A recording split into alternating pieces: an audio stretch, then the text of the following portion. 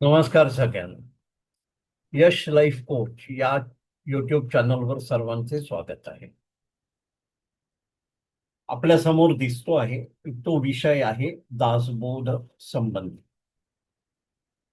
तर तो या चॅनलवर कसा?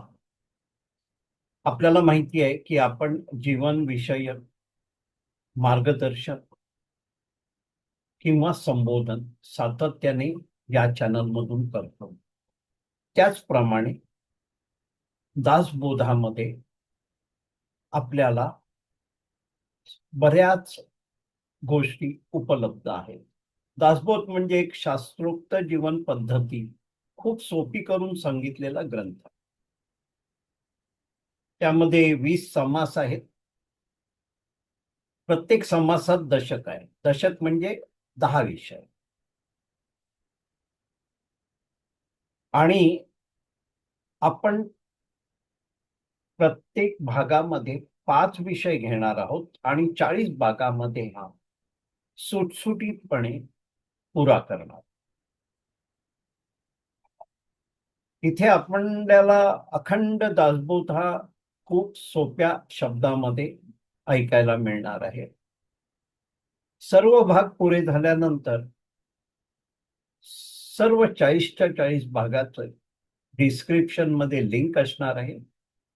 आणि आपल्याला मला सांगायला आवडेल की याचप्रमाणे आपण हिंदीतून पण दासबोध सादर करणार आहोत. चला तर आपण या कार्यक्रमात पुढे जाऊ. सादर करीत आहेत ज्ञानी आणि अनुभवी डॉक्टर शुभदाताई खटावकर. त्यांची थोडक्यात ओळख म्हणजे डॉक्टर शुभदा खटावकर, माजी मुख्याध्यापिका, MA BEd PhD. प्रबंधाचा विषय महादेवी वर्मा के काव्य में मानव मूल्य और दर्शन, मुंबई विद्यापीठ. समर्थ रामदास विद्यापीठाच्या 6 परीक्षा प्रथम आणि विशेष श्रेणीमध्ये उत्तीर्ण. 35 वर्षांपासून साप्ताहिक विवेक मुंबईसाठी हिंदी मराठी अनुवाद, लेखन, लेखांचे पुनर्लेखन व प्रूफ रिडिंग. अनेक हिंदी मराठी ग्रंथांचे तसेच पुस्तकांचे हिंदी मराठी अनुवाद. अनेक निबंध, कथा, कविता, पुस्तक परीक्षण यांचे लेखन. महाराष्ट्र राज्य उत्कृष्ट वाङ्मय निर्मिती पुरस्कार 1987-88, राष्ट्रीय आदर्श शिक्षक पुरस्कार 2001-2002, तत्कालीन राष्ट्रपती डॉक्टर APJ अब्दुल कलाम यांच्या शुभ हस्ते. 100 पेक्षा जास्ती पुरस्कार आणि 300-350 पेक्षा जास्ती सन्मान. संत साहित्यावर प्रवचने आणि अन्य विषयांवर व्याख्यान. सन्माननीय doctor Shubhadaji Khatavkar, life coach RK या युट्यूब चॅनलवर सहज सुलभ दासबोधाची शिकवण या सिरीज मध्ये आपण परत एकदा आपले स्वागत आहे. आपण आपल्या प्रेक्षकांना आजचे विषय सांगूया. आपल्या सगळ्यांना माहिती आहे मराठीतून दासबोध ही जी सहज सरळ सोपी जीवन पद्धती आहे ती आपण अभ्यासक डॉक्टर शुभदाजी खटावकर यांच्या वाणीतून ऐकतो. आज आपण भाग 31वा म्हणजेच दशक 16वा सप्ततिन्वयाचा यापैकी पहिले 5 समास म्हणजे 5 विषय घेणार आहोत. वाल्मिकी स्तवन निरूपण, सूर्य स्तवन निरूपण, पृथ्वी स्तवन निरूपण, आप निरूपण, अग्नि निरूपण. डॉक्टर शुभदाजी, आपल्याला विनंती आहे की आपण आपले आजचे कथन सुरू करा. जय जय रघुवीर समर्थ. श्रीराम श्रीराम श्रीराम. सर्व दर्शकांना, श्रोत्यांना, अभ्यासकांना, दासबोधावर भरभरून प्रेम करणाऱ्या रसिकांना आज अक्षय तृतीयेच्या निमित्तावर मी आपल्या सर्वांना अत्यंत विनम्रतापूर्वक शिर साष्टांग नमस्कार करते. आज आपण या दासबोधाच्या प्रवासामधल्या 16व्या दशकाचं अध्ययन करणार आहोत. याचं शीर्षक आहे सप्ततिन्वय. याचा अर्थ आधी आपण बघूया. सप्ते असं सूर्याचं एक नाव आहे आणि अन्वय याचा अर्थ आहे वंश. सप्ते अन्वय म्हणजे सूर्याचा वंश. उपासनेच्या पातळीवर असलेल्या प्रत्येक साधकाला आत्मानात्म विवेक आणि सारासार विचार करणं समर्थ म्हणतात नितांत आवश्यक आहे. आत्मानात्म विवेकामध्ये काय होतं, आपल्या उपास्य देवतेचं आणि तिच्या चरित्राचं अखंड चिंतन आणि तिच्या थोर भक्तांचं स्मरण जे आपण करतो ते आपल्याला या पारमार्थिक विकासामध्ये खूप उपयोगाचं सिद्ध होतं. सारासार विचारामध्ये 3 गुण आणि 5 भूते यांच्या अहर्निश चाललेल्या लीलांचं वर्णन. विश्वाचा व्यापार समजून घेण्यासाठी या सगळ्या गोष्टी ते म्हणतात अत्यंत महत्वाच्या आहेत. म्हणून श्री समर्थांनी या दशकाच्या पहिल्या 7 समासांमध्ये वाल्मिकी सूर्य, पृथ्वी, आप, तेज, वायू आणि अंतरात्मा अर्थात ज्याला आपण आत्माराम म्हणतो यांचं स्तवनरूपी वर्णन केलेलं आहे. परंतु ते पुन्हा पुन्हा सांगतात की या सर्वांमध्ये अंतरात्मा जास्त महत्वाचा आहे. तोच आपल्या सर्वांचं खरं उपास्य मूळ दैवत आहे. तेच आपलं मूळ स्वरूप आहे. हा अंतरात्मा पिंडामध्ये उपास्य देवतेमध्ये आणि ब्रह्मांडामध्ये सर्व घटना घडवून आणतो. सर्व देवतांच्या उपासना ज्या आपण करतो ते सर्व नमस्कारा केशवम प्रतिगच्छति या न्यायाने आपल्या अंतरात्म्याला जाऊन मिळतात, म्हणजे तिथे त्या पोचतात. अशा सर्व विश्वी चेतनादायी आत्म्याचे चिंतन साधकाला म्हणजे आपल्याला अत्यंत आवश्यक असते. एवढेच नव्हे तर त्याच्या उपासनेचे रूपांतर अखंड आत्मानुसंधानात घडले पाहिजे. म्हणून या दशकाच्या ज्या काही उरलेल्या किंवा जे समास आहेत त्यामध्ये श्री समर्थांनी आत्मारामाचंच वर्णन विशेष करून केलं आहे. रघुकुल भूषण श्रीराम श्री समर्थांचे आराध्य दैवत असल्याने त्यांचा आदर्श भक्त जर कोण असेल तर तो मारुतीराय आहे. मग या पहिल्या समासामध्ये वाल्मिकी स्तवन निरूपणाचा भाग आवर्जून आला. ते म्हणतात की आजवरच्या भगवंताच्या भक्तेतिहासात वाल्मिकींचे चरित्र सर्व भक्तांपेक्षा, साधकांपेक्षा या सगळ्यांच्या पातळीवर खूपच महत्वाचे आहे. आणि म्हणून ते म्हणतात की वाल्मिकीच्या चरित्रातील 4 महत्वाच्या गोष्टी त्यांनी येथे आवर्जून सांगितल्या आहेत. पहिली गोष्ट आहे वाल्मिकींची नामावर असलेली निष्ठा म्हणजे श्रद्धा. दुसरी आहे वाल्मिकींनी जरी जे पूर्व काळामध्ये ज्या काही घटना घडल्या त्यातून त्यांना झालेली उपरती म्हणजे पश्चाताप जो झाला आणि ते परमार्थाकडे वळले ती गोष्ट. त्यानंतर तिसरा आहे वाल्मिकींचा अनुताप आणि सर्वात महत्वाची चौथी गोष्ट म्हणजे वाल्मिकींनी केलेली तीव्र तपश्चर्या, आजवर अशी तपश्चर्या इतिहासामध्ये कोणीही केलेली नसल्यामुळे वाल्मिकींचं श्रेष्ठत्व आपण मान्य केलंच पाहिजे. वाल्मिकींनी जेव्हा राम नाम घेण्यास प्रारंभ केला आणि त्यानंतर त्याने दुसऱ्या कोणत्याही साधनाचा विचार सुद्धा मनाला स्पर्शू दिला नाही. एक तत्व नाम दृढ धरी मना, हरीची करुणा येईल तुझी, या न्यायाने नामांच्या राशी पडल्या आणि त्यामुळे पापांचे पर्वत नाहीसे झाले.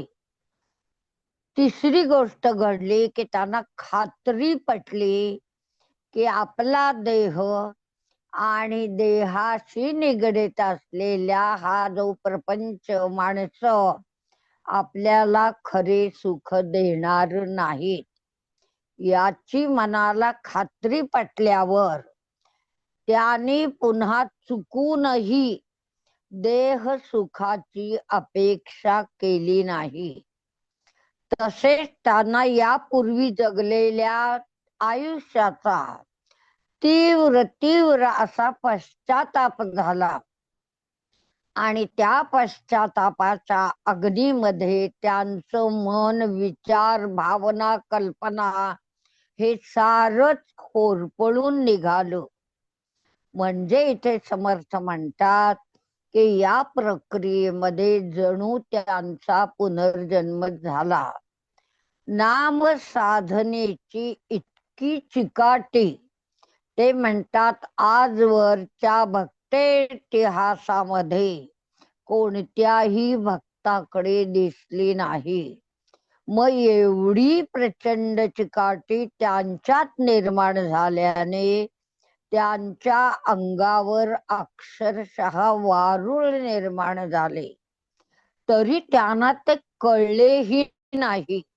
मग या 4 अवस्था आपल्याही दृष्टीने अत्यंतिक महत्वाच्या आहेत आणि या 4 गोष्टी आपण शिकणं, सच्ची साधना पुरी करणं हेच आपल्या आयुष्याचं, म्हणजे आपलाही वाल्याचा वाल्मिकी होणं ही थोर शिकवण समर्थांनी आपल्याला या समासामध्ये दिलेली आहे. पुढचा जो दुसरा समास आहे त्याचं नाव आहे सूर्य स्तवन निरूपण. स्तवन म्हणजे त्याचं केलेलं जे प्रशंसा गान आहे, स्तुती आहे ती. सूर्य या विश्वाचा प्राणदाता आहे आणि त्याच्याचमुळे जग जिवंत आहे आपण मान्यच करतो. प्रकाश हे तेजाचे, ज्ञानाचे प्रतीक आहे. तर अंधाराला आपण अज्ञानाचं, निराशेचं, दुःखाचं, अस्वातंत्र्याचं प्रतीक मानतो. सूर्यप्रकाशामुळे माणसाला प्रपंच आणि परमार्थासाठी जी प्रेरणा, ऊर्जा, शक्ती ती मिळाल्यामुळे त्याला या 2 गोष्टी शक्य होतात. सूर्य प्रभू रामचंद्रांचा तर तो पूर्वज आहे. सूर्याला नमस्कार केल्याने सर्व दोषांचा नाश होतो. सूर्य दर्शनाने निरंतर स्फूर्ती वाढते. अर्थात या समासातून समर्थांना हेच शिकवायचे आहे आणि ते शिकवून आपल्याला आचरणात आणायचे आहे की सूर्य विश्वाचा आणि आपला प्राणदाता आहे, ती स्फूर्ती देवता आहे. त्यामुळे त्याचे नित्य दर्शन घेऊनच आपण आपला जो काही कार्यारंभ आहे तो आपण सुरू केला पाहिजे. मग तेजो राशी सूर्यामुळे सर्व जग जिवंत राहतं, त्याला ऊर्जा, प्रकाश, ज्ञान मिळतं. तर अंधाराने अज्ञान रूप आपल्याला प्राप्त होतं. सूर्यास नमस्कार केल्यावर ते म्हणतात सर्व दोषांचंही हरण होतं. तसे सूर्य दर्शनाने सतत स्फूर्ती वाढते. म्हणून सूर्य दर्शन किंवा जे सूर्य नमस्कार आपल्या संस्कृतीमध्ये दिलेले आहेत ते आपण पालन करावेत आणि रोज नव्या नव्या स्फूर्तीनं आपलं आयुष्य जे काही आहे ते अधिक तेजोमयी करण्यासाठी या समासातून आपल्याला स्फूर्ती घ्यायची आहे. पुढचा जो तिसरा समास आहे त्या समासाचं शीर्षक आहे पृथ्वी स्तवन निरूपण. पृथ्वी खऱ्या अर्थाने सर्वांचा विश्वास म्हणजे जगण्या वागण्याचा आचरण्याचा खरा आधार, खरी भावभूमी आहे. सर्व प्राण्यांचे जे जीवन आहे ते तिच्याच आधारामुळे शक्यही झालं आणि सुसह्यही झालं.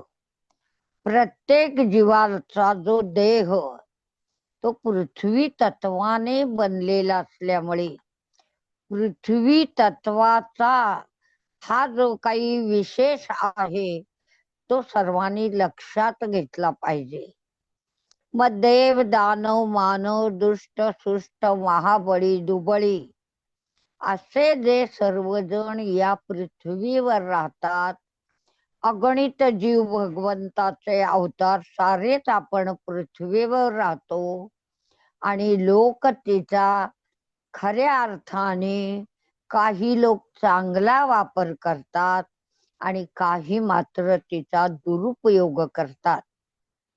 मग तिला जाळणे, पोळणे, उकरणे, नांगरणे, मलमूत्र विसर्जन करणे, अंतकाळी सर्वांचे देह पृथ्वीतच विलीन होणे आणि या सगळ्या गोष्टी आपण लक्षात घेतल्या तर पृथ्वीचा पसारा एवढा अफाट आहे की ती फिरून तिच्या अवाढव्यतेचा आपल्याला अंदाजच लावणं महाकर्म कठीण म्हणजे कोणालाही अशक्य काम आहे. मग तिच्यामध्ये काय काय आहे? पाषाण आहे, वनस्पती आहेत, नाना रत्ने आहेत, खनिजे आहेत, मूलद्रव्ये हे आपल्याला सापडतात. मग ते म्हणतात लोक माझी माझी जमीन असे म्हणत राहतात तरी त्या सर्वांना तिचा त्याग करून अंतकाळी येथून जावे लागते. हा निसर्गाचा नियम आहे. पण आपण जरी गेलो तरी ते म्हणतात ही पृथ्वी मात्र आपल्या जन्मापूर्वी आणि आपण जाण्यानंतर जशी आहे तशीच राहते.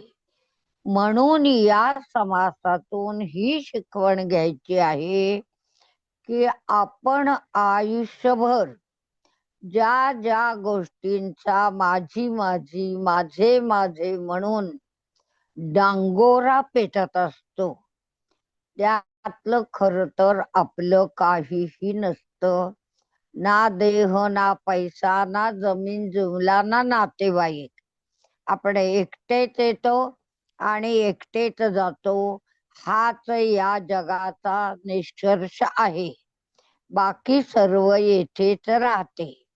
या स्तव समर्थ म्हणतात की माझे माझे या भ्रमातून तुम्ही बाहेर पडा आणि जोपर्यंत तुम्ही हे भान ठेवत नाही, भगवंत पंच महाभूते यांच्याविषयी कृतज्ञ राहत नाही, भगवंताचं अखंड स्मरण करत नाही, तोपर्यंत जन्म मरण दुःख येणं जाणं या सगळ्या क्रिया कोणीही टाळू शकत नाही.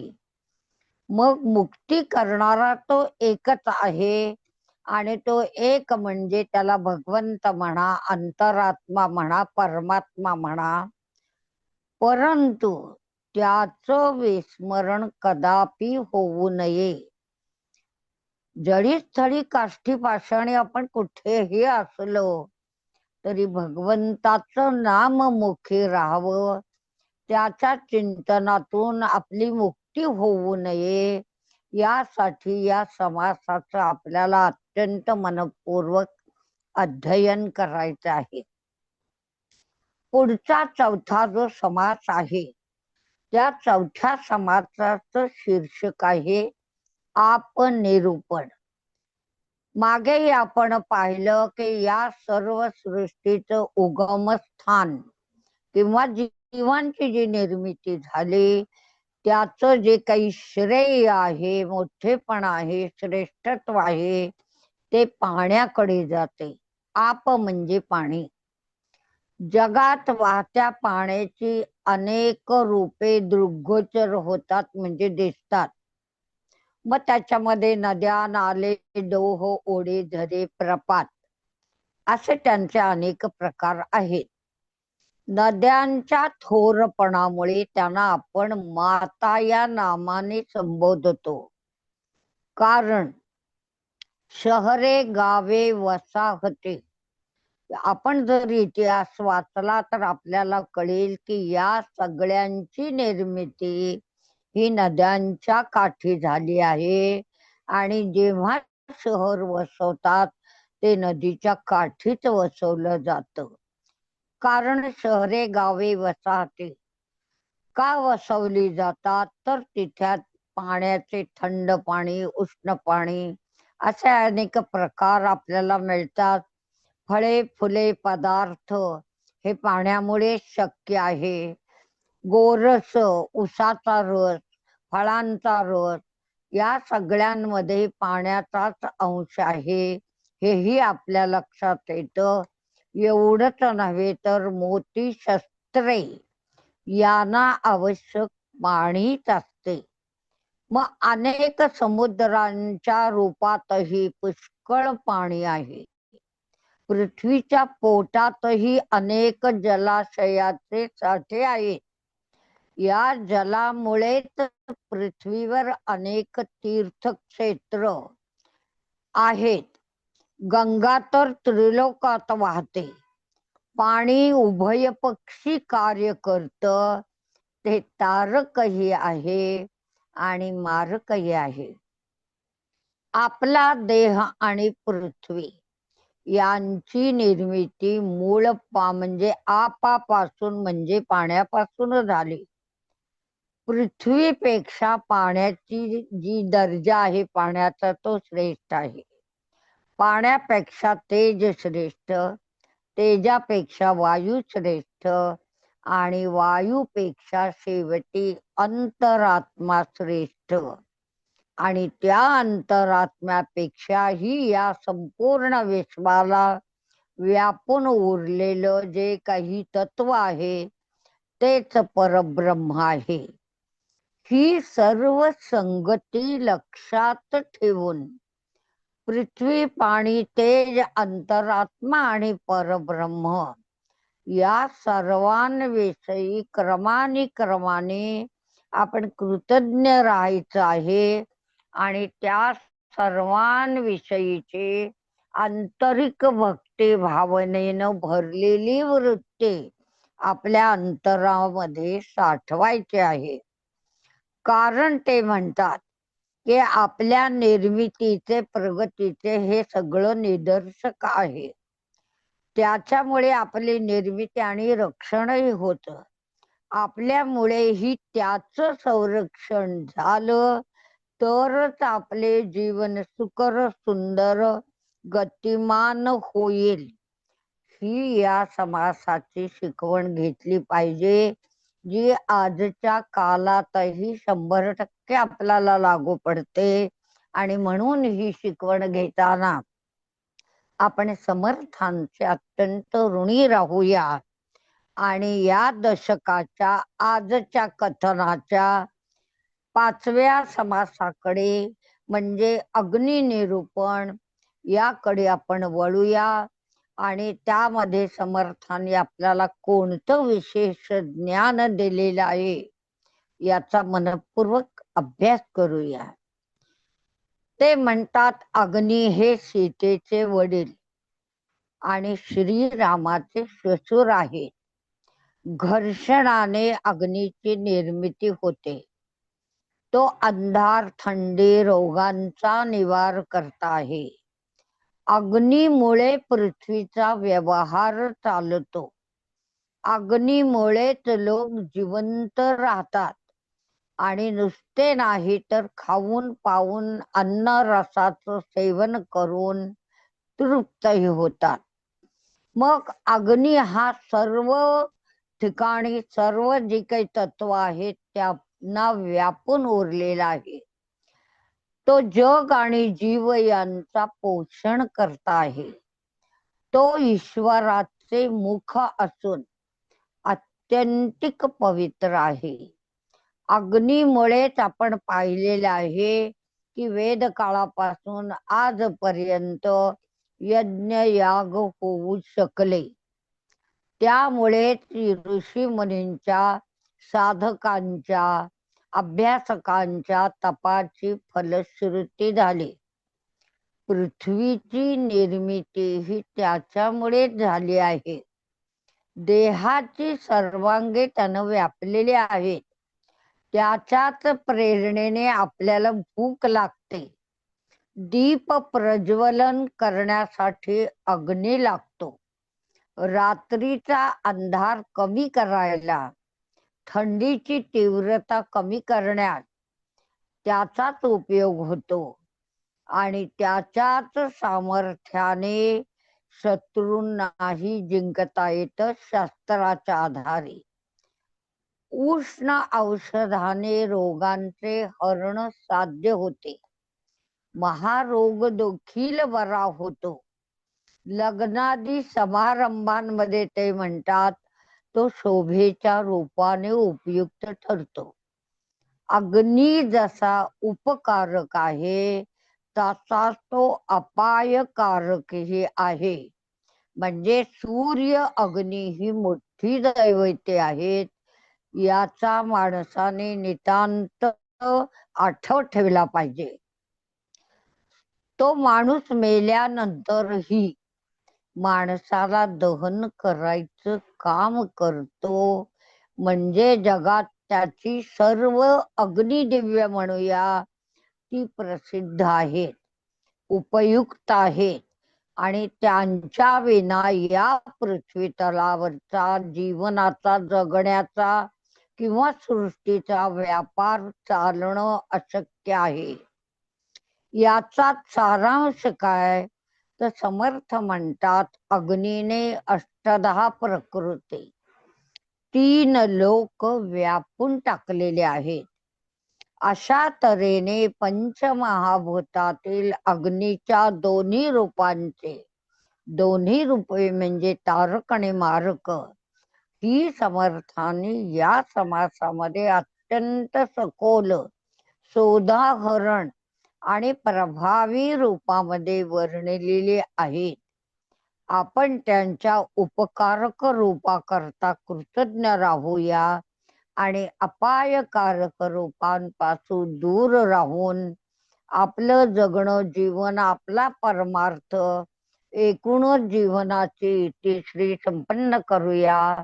ही शिकवण आपण इथे घेऊन आजच्या या कथनाचा आपण इथे भगवंत कृपेने समारोप करतो आहोत आणि अंताच्या या सुंदर समयी आपण रघुरयाचं पुण्यस्मरण करूया. जय जय रघुवीर समर्थ. श्रीराम श्रीराम श्रीराम.